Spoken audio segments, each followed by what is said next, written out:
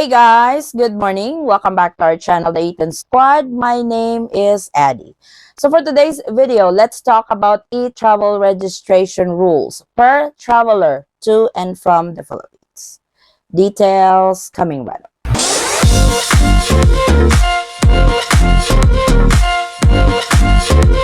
So there seemed to be a confusion for travelers to the Philippines. One, if you are a foreign passport holder. Second, if you are a Philippine passport holder.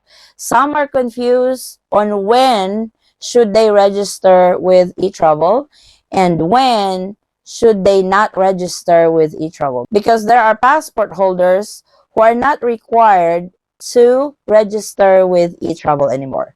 I am going to show you guys a table, and hopefully this will clear all these confusions out on who needs to register when you are arriving in the Philippines on a particular category and who are required to register when you are departing the Philippines on a particular category. And hopefully this will answer your questions, because majority of our inquiry in the channel, even in our direct message, like, hey, I'm a foreign passport holder, do I need to register with Etravel? I've heard only Filipinos are required to register with Etravel. So we will clear all those out, and hopefully this table serves as a guide for travelers to the Philippines on who are required to register with Etravel coming in and who are not required to register with Etravel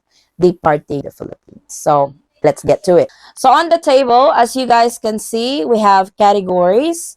There's tourist, 13A, SRRV, former Filipinos or balikbayans, dual citizens with Philippine passport. This is the valid Philippine passport when you become a dual citizen, and dual citizens without Philippine passport, because there are dual citizens that did not apply for Philippine passport and just using their 3 pages dual citizenship documentation.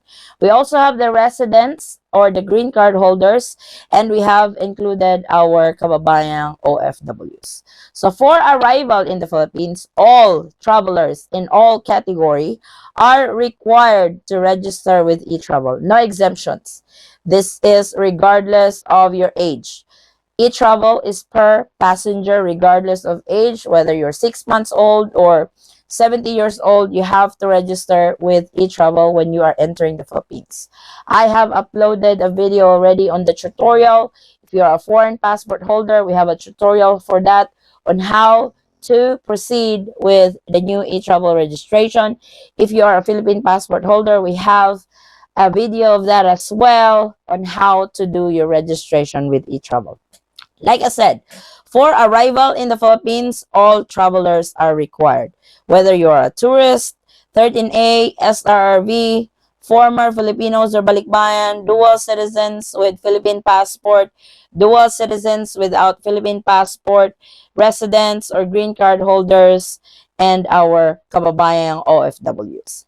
Now, if you are departing the Philippines, that's a different story. I have already mentioned this in the channel several times, that if you are a foreign passport holder, you guys are not required to register with Etravel. It's not required because only Philippine passport holders are required to register. So if you're a tourist, 13A, SRV, former Filipinos or balikbayans, you do not have to register with Etravel when you are departing the Philippines. For dual citizenship with Philippine passport, because as a dual citizen, you are a Filipino. So with a Philippine passport, you are required to register with Etravel. Some would say, I am not going to use my Philippine passport departing the Philippines. I am just going to use my foreign passport. Be careful of that, because what you have showed arriving in the Philippines, for example, you're a dual citizen, you arrive in the Philippines showing both passports, foreign passport and Philippine passport, both were stamped by the immigration officer. You should show the same documentation when you depart the Philippines. That is actually a rule of the immigration. You can browse their page. It's there. So be very careful on switching passports and stuff. Some might say again, oh my God, who are you to tell us that? Are you even qualified to discuss that kind of topic? But it's really up to you guys. I am just giving you guys a heads up and what I know and what other travelers have shared in the channel. And the Bureau of Immigration has posted this before, that whatever documents you showed when you enter the Philippines should be the same documentation that you will show when you leave the Philippines. For dual citizens without Philippine passport, obviously you don't have Philippine passport, you are not required to register with Etravel. For residents or green card holders, you guys are Philippine passport holders, so you need to register with Etravel when you depart the Philippines. It's the same thing within 72 hours prior to departure. For our kababayang OFWs, it's the same thing. You guys are required to register with Etravel, because Etravel for departure, this used to be the departure card that you guys filled out at the airport when you are leaving the Philippines.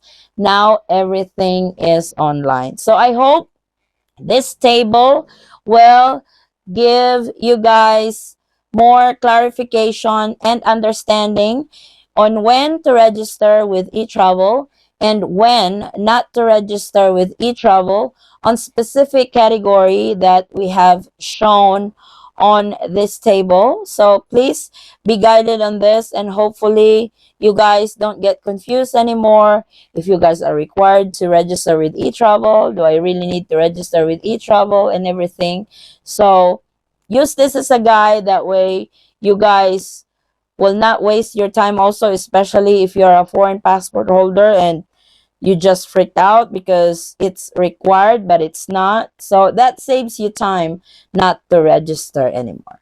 So that's your guide, guys, on when to register with Etravel and when not to register, or when Etravel is not required or when is Etravel required to a particular traveler to the Philippines coming in, entering the Philippines, or departing the Philippines on specific categories. So those are the categories that I've shown you guys, and hopefully this will eliminate some confusions on travelers to and from the Philippines.